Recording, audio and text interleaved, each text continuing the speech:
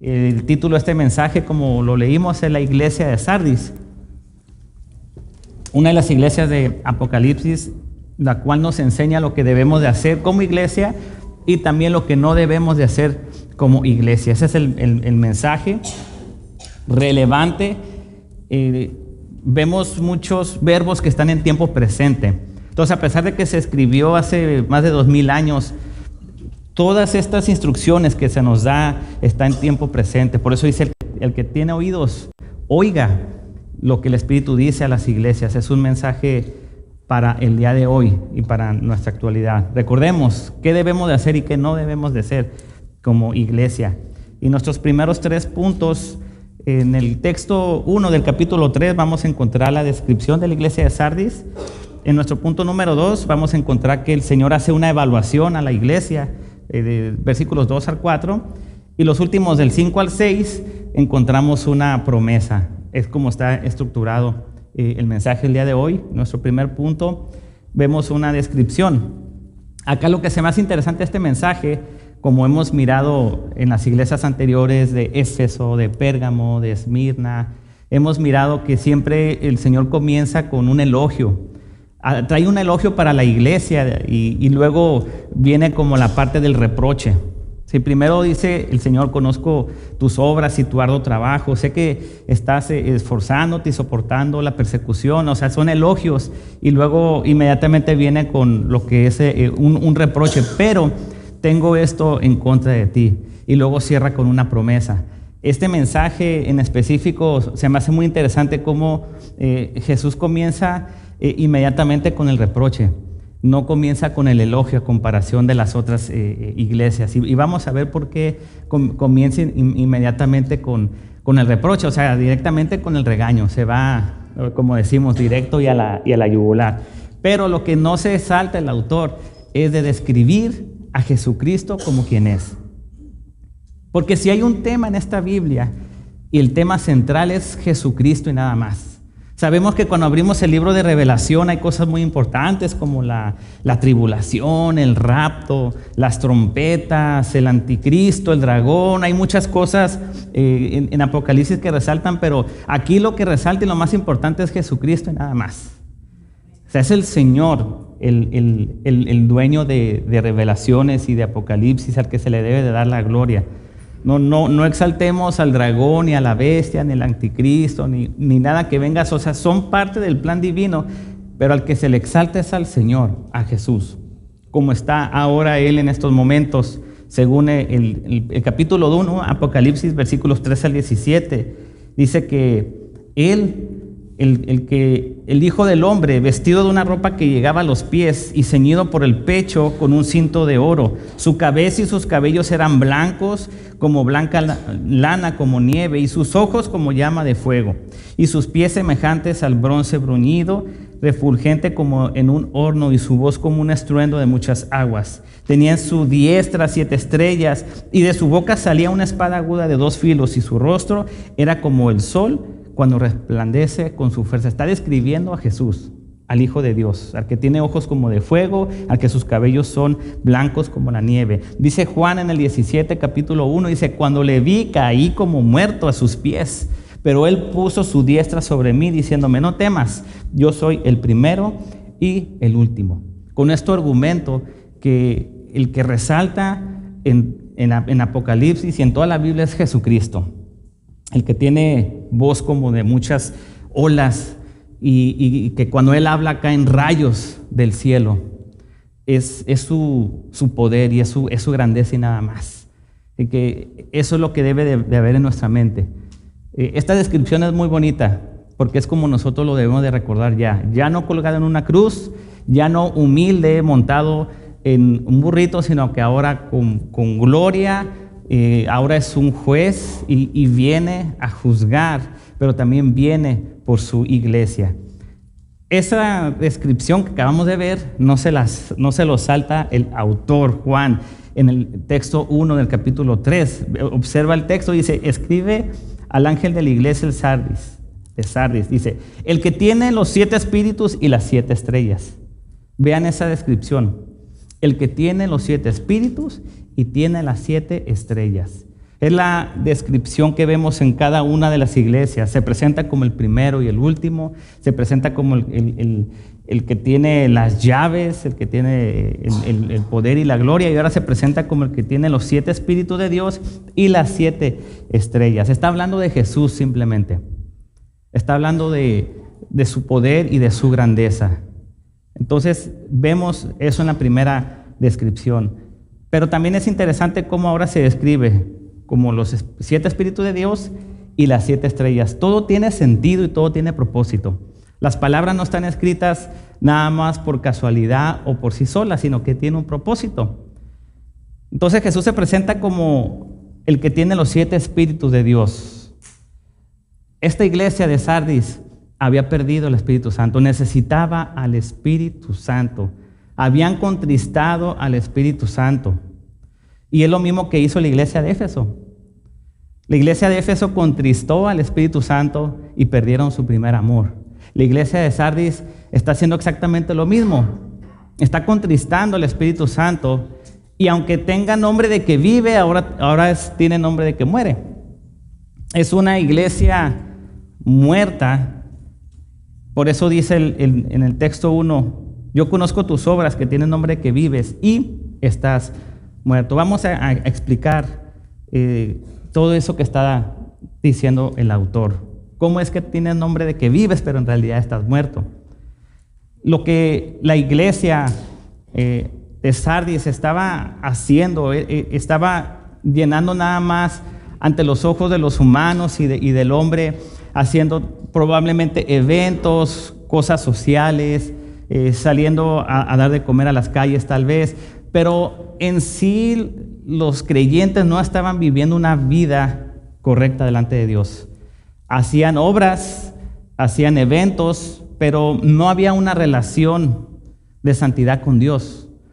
Es decir, los creyentes de la iglesia de Sardis estaban viviendo a su manera, al placer que ellos decidían vivir, o sea, no estaban sujetándose a la autoridad que es la palabra de Dios. Y Dios, como todo lo ve porque es omnisciente y todo lo sabe, Él trae este reproche a la iglesia de Sardis. Dice, sí conozco tus obras, pero al ponerlas en una balanza estás falto, estás reprobado. Sí, ante los ojos de los hombres se ve que eres una iglesia que se mueve, una iglesia que sale y bendice, una iglesia que sale y una iglesia activa. Pero cuando todas esas obras el Señor las pone en una balanza, encuentra que están incompletas. El Señor no está satisfecho con lo que la iglesia está haciendo. Pregunta, ¿será que el Señor está satisfecho con usted? ¿Será que el Señor está satisfecho conmigo? Venimos a la iglesia, estudiamos, algunos pueden ver que leemos, algunos pueden ver que oramos, algunos podrán ver que levantamos nuestras manos y ante los ojos de los hombres se podrá ver como que pues el hermano está al 100. Pero la situación es que no podemos ver cuando tú llegas a tu casa. La situación es que no podemos ver cuando tú estás trabajando si realmente estás viviendo lo que dice la palabra de Dios. Por eso cuando Dios pone las cosas en la balanza, halla la iglesia de Sardis y dice, no, estás reprobado. O sea, hay un reproche delante de Dios. Dios se está quejando de que no hay una obediencia plena. No te has entregado completamente al Señor. No estás dejando que el Señor obre en ti. No estás dejando que el Señor empiece a transformar tu manera de hablar. No estás dejando que el Señor comience a transformar tu manera de ver, tu manera de escuchar. No lo estás dejando trabajar a Dios. Y eso nada más lo sabe Él y tú.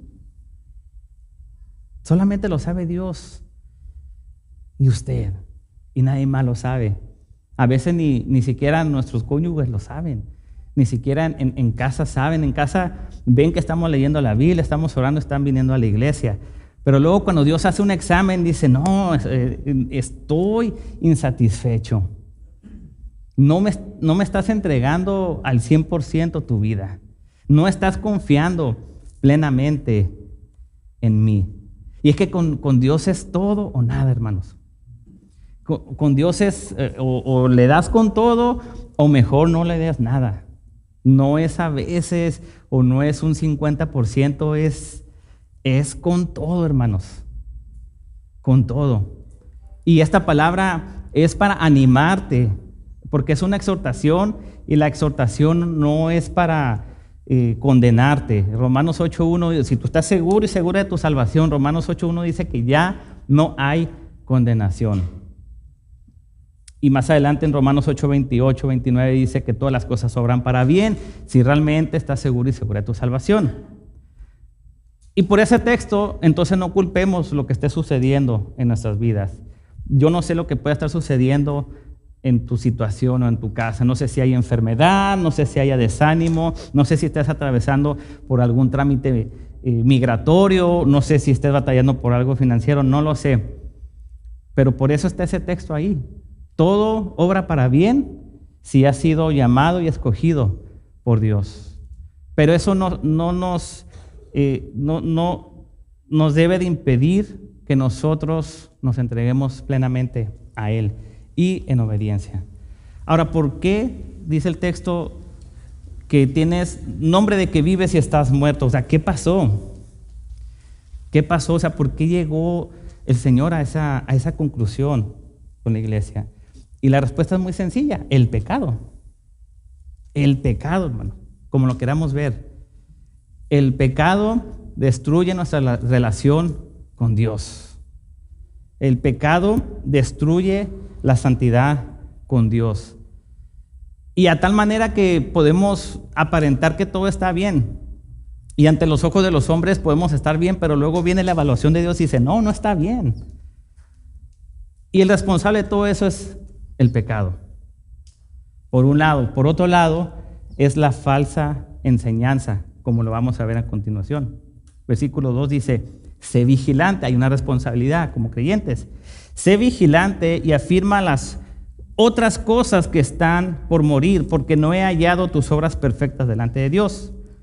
Versículo 3, acuérdate pues de lo que has recibido y oído y guárdalo y arrepiéntete.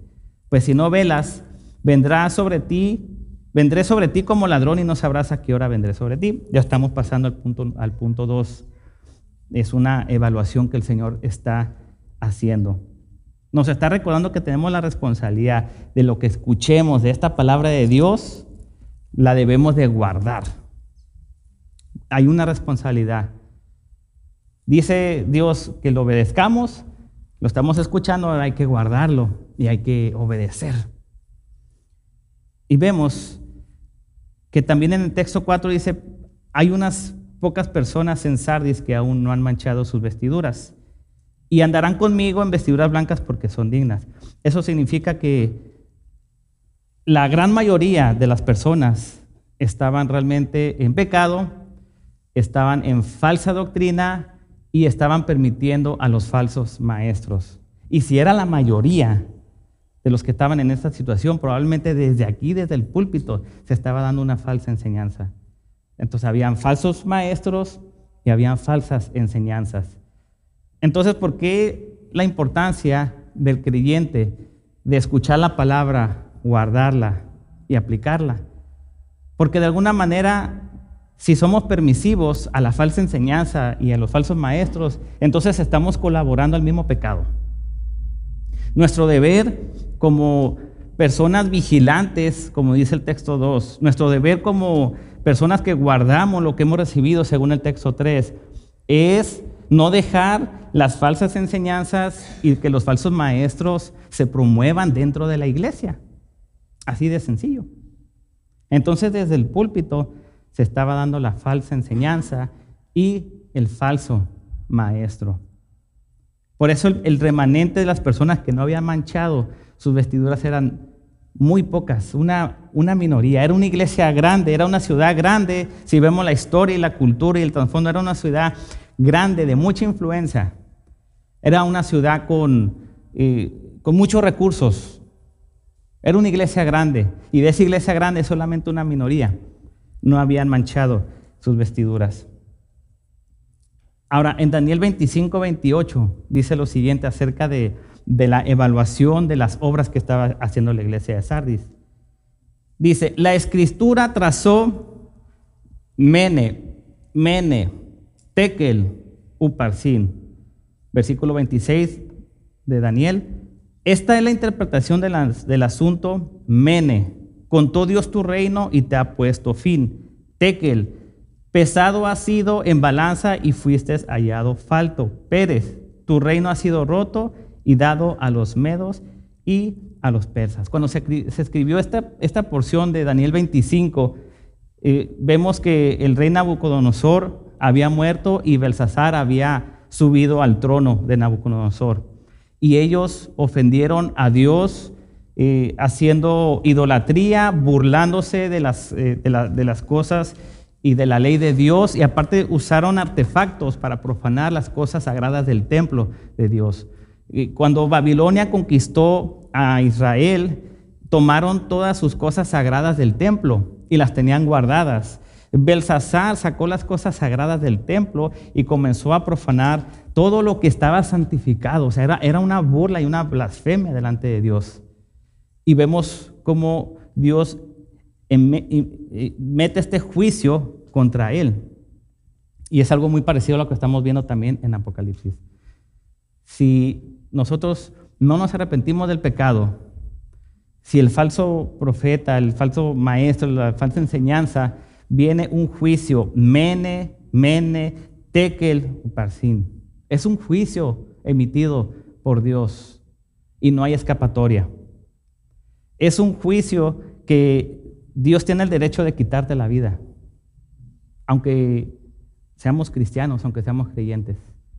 Cuando se trata de las cosas sagradas de Dios, cuando se trata de no burlarse de Dios, Dios es muy celoso en ese aspecto. Y aún teniendo la salvación, si nosotros vivimos en rebeldía, Dios nos puede quitar la vida. Pero vemos ahora la promesa que le hace ese pequeño remanente que no han manchado sus vestiduras. Si lo primero que vemos en la iglesia es contra la falsa enseñanza y contra el falso maestro y contra aquel que vive en pecado y que no quiere arrepentirse y que hace caer a los demás. Pero hay un pequeño remanente que se ha guardado para Dios, el cual lo vemos en el versículo 4. Y es un remanente que no han manchado sus vestiduras. Y aquí viene la promesa que Jesús les hace. Ustedes vestirán unas vestiduras blancas, y eso representa la santidad por una eternidad. Y esas vestiduras blancas son las mismas que vimos en la transfiguración de Jesús. ¿Recuerdan esa transfiguración que dicen los evangelios? Cuando sucedió esa transfiguración, inmediatamente las vestiduras blancas de Jesús y de Moisés y de Elías. Y cuando miraron al ángel que fue a levantar a Jesús en el sepulcro, cuando estaba Jesús sepultado, y fueron las mujeres a buscar el cuerpo de Jesús con aromas y con especies, y miraron a un ángel con estas vestiduras que está describiendo este texto. Cuando Jesús resucitó y estuvo 40 días con sus discípulos, antes de ser ascendido, después de sus últimas instrucciones que le dio a sus discípulos, que no se fueran, que se mantuvieran unidos, que vendría el Espíritu Santo, y luego viene la ascensión. Y después de la ascensión habían dos ángeles que le decían a los discípulos, ¿qué están viendo arriba? Y los evangelios describen a ellos con vestiduras blancas. Es el mismo texto, es la misma descripción que estamos viendo. Son vestiduras blancas que representan la santidad. Por eso dice el texto 4 que son dignas. Vestiduras blancas porque son dignas. Y aquí viene la promesa. La promesa está estructurada en 3. Si ven el versículo 5, dice, el que venciere será vestido de vestiduras blancas. Ahí va una. Y luego dice, y no borraré su nombre en el libro de la vida. Ahí van 2 promesas. Y confesaré su nombre delante de mi Padre y de sus ángeles. 3 promesas, hermanos. 3 promesas. El que tiene oído, oiga lo que el Espíritu dice a las iglesias. El que se arme de valor y confiese su pecado. El que tenga el valor de demostrar defensa de su fe y no dejarlas que se permitan las malas enseñanzas y a los falsos maestros. Dice, yo le prometeré vestiduras blancas y no borraré su nombre del libro de la vida y confesaré su nombre delante de mi Padre y de sus ángeles. 3 promesas. 3 promesas que nos está ofreciendo en ese texto. Ahora, si ven bien la segunda promesa que está en el texto 5, no borraré su nombre en el libro de la vida. Y acá hay algo más profundo que vale la pena verlo. Porque se supone que lo que nosotros enseñamos es que la salvación no se pierde. Si usted está seguro y segura de su salvación, si realmente el Espíritu Santo lo ha sacado de las tinieblas y lo ha trasladado a la luz, si eso ha ocurrido, no se puede perder la salvación. Podemos simpatizar con las cosas que la iglesia hace, con la música, con los ministerios, con la proyección social, pero si estamos seguros y seguras de nuestra salvación, la salvación no se pierde. Y si alguien pensó haber sido salvo y se regresó y volvió a vivir igual, nunca fue salvo. O sea, esa es una doctrina muy clara. La salvación no se puede perder porque es decirle al Espíritu Santo que de nada sirvió lo que Él hizo. Es burlarse del ministerio del Espíritu Santo. Entonces, dicho esto, vean el texto, dice, y no borraré el nombre del libro de la vida. ¿Será que entonces Dios te puede borrar? ¿Puede borrar tu nombre del libro de la vida? O sea, ocupamos profundizar bien eso. Porque de aquí se han salido las falsas enseñanzas y el falso maestro, diciendo que sí, la salvación sí se pierde y tu nombre puede ser quitado del libro de la vida. Pero eso está completamente mal, eso está equivocado. O sea, hay que profundizar y hay que ver lo que realmente el texto está diciendo con su contexto. Mira, en Éxodo 32:33 dice lo siguiente: Jehová respondió a Moisés, Moisés, el que pecare contra mí, a ese quitaré yo de mi libro. O sea, y en la época de Juan, en el Apocalipsis, los gobernantes tenían un registro de los ciudadanos de una ciudad y si alguno moría o cometía un grave delito, se borraba su nombre de ese registro. Lo voy a volver a decir porque aquí hay 2 tipos de libros. Hay 2 tipos de registros. Éxodo 32:33, Jehová le dice a Moisés, el que pecare contra mí, a este yo quitaré de mi libro. Moisés, acuérdense Moisés y las tablas de los mandamientos, la ley de Moisés, no robarás, no matarás, se está refiriendo a ese libro. Y luego en el Nuevo Testamento, en el libro de Revelaciones, en la época de Juan, que estaba en la isla de Patmos, los gobernantes tenían un registro de los ciudadanos y si alguno moría o cometía un delito grave, era quitado de ese registro. Bueno, hasta el día de hoy, en el 2025, cada gobierno tiene registrado a sus ciudadanos. Nadie se salva de un registro. Todos estamos registrados. Pero lo que el texto está diciendo es que en esos tiempos, simplemente si alguien moría o cometía un delito grave, te quitaban, te sacaban del registro. O sea, imagínense eso. Ya morías, te sacaban del registro y a los años iban y te buscaban y no, pues no existe más. O sea, hay 2 tipos de registros, el terrenal y el celestial. El terrenal y el celestial. El registro de aquí de la tierra y el registro del cielo. El registro del cielo, como dice Apocalipsis 21:27, es el libro del Cordero. Dice, no entrará en ella ninguna cosa inmunda o que hace abominación y mentira, sino solamente entrarán los que están escritos en el libro de la vida del Cordero. ¿Ven la diferencia? Hay 2 tipos de libro. El libro del Cordero, y está allá en su dimensión, en su cielo, y nadie puede entrar ahí para ver. Nadie puede ahorita entrar a abrir el libro del Cordero. Y según el libro de Apocalipsis, el único que va a abrir ese libro es Jesús y nadie más. Es más, tiene un sello ese libro. Si has leído Apocalipsis, sabes que ese libro tiene un sello y no se han abierto esos libros aún. Eso argumenta que no es el mismo libro del que estamos hablando aquí. El libro del que estamos hablando en el texto 5 de Apocalipsis 3 es un libro de registro terrenal. Entonces, ¿qué significa? Que Dios nos diga que si no nos arrepentimos nos borrará del libro de la vida. Muy fácil. Dios nos está advirtiendo que nos va a quitar la vida si no nos arrepentimos. Sencillo.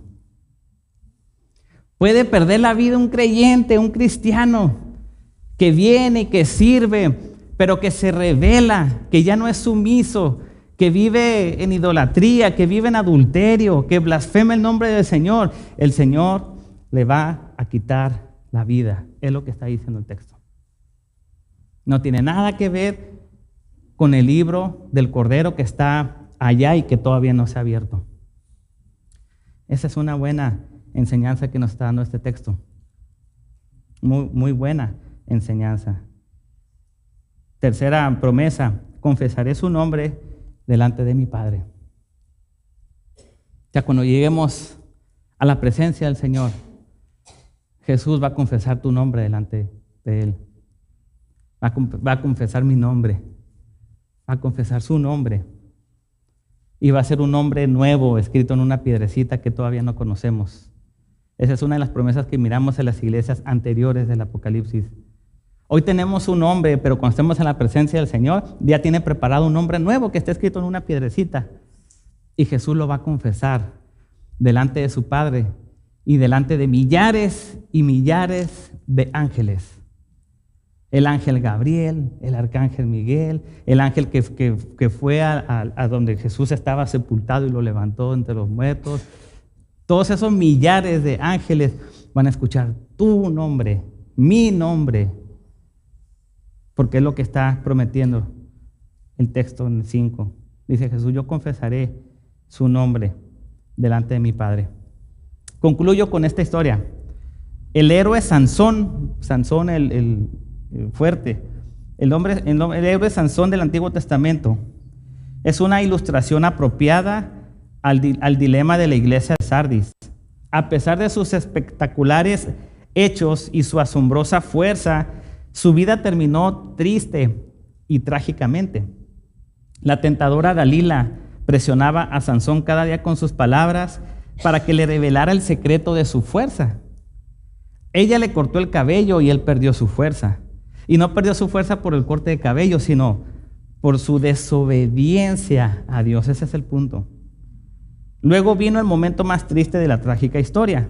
Lo capturaron los filisteos, lo ataron, le sacaron los ojos, lo humillaron, le escupieron, se burlaron y por último le dieron muerte. Solo por desobedecer a Dios. Eso es lo que nos dice este héroe. Tenía un llamado y el llamado era muy sencillo: obedecer a Dios, y falló. ¿Y cómo terminó?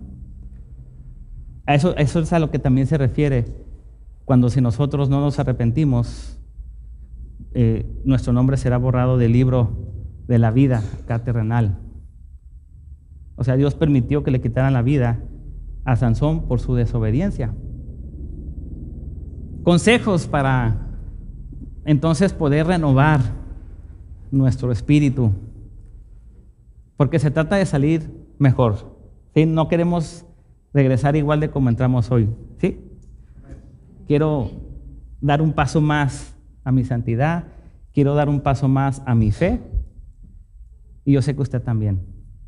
Queremos crecer un poquito más en el temor del Señor.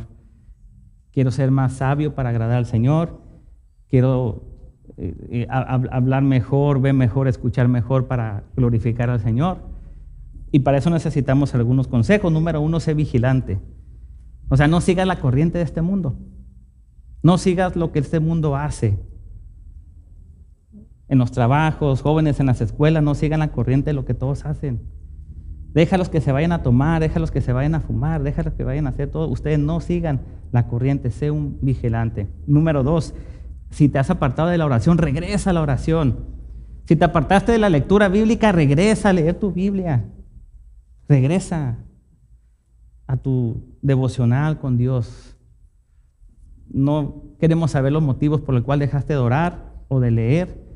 Simplemente hoy, no mañana, hoy regresa a la oración y regresa a la palabra de Dios. Número 3, consejos. Aplica y guarda lo que oyes y lo que recibes de esta palabra. Guárdalo, pero aplícalo. Todo lo que escuches, guárdalo y aplícalo. 1 Timoteo 6:20 dice el apóstol Pablo a Timoteo, dice, Timoteo dice, guarda lo que te he encomendado, evitando las profanas pláticas sobre las cosas vanas y los argumentos de la falsamente llamada ciencia, la cual profesando algunos se desviaron de la fe. Que la gracia sea contigo, Timoteo. Guarda y aplica todo lo que has escuchado. Jóvenes en su escuela, guarden todo lo que escuchen aquí y aplíquenlo cuando estén allá. Las falsas creencias, los chistes de doble sentido, las burlas, y lo mismo en los trabajos. Tal vez seas una de esas minorías, como miramos aquí en el texto, que había un pequeño remanente en esa iglesia que no manchaba sus vestiduras, eran muy poquitos. Tal vez tú en tu trabajo seas uno de ellos también. Tal vez en tu trabajo tú seas de los poquitos que no manchas sus vestiduras blancas. Entonces guarda y aplica lo que has recibido. ¿Por qué? Porque eres responsable de lo que estás escuchando y de lo que estás guardando. Hay una responsabilidad como creyentes. Guárdate. Guarda su palabra. Y por último, una vida de arrepentimiento. 1 Juan 1:9, de que confiesa sus pecados, Dios es fiel y justo para perdonarnos y lavarnos de nuestras maldades. El arrepentimiento es un estilo de vida. Y eso es un consejo muy sabio para que no contristamos al Espíritu Santo. Porque no queremos ser una iglesia que tiene nombre que vive pero está muerta. No queremos ser un creyente que se ve vivo pero por dentro está muerto. Entonces, una vida de confesión en arrepentimiento es lo mejor que tú puedes hacer. 4 consejos prácticos que puedes aplicar ya en estos momentos de tu vida.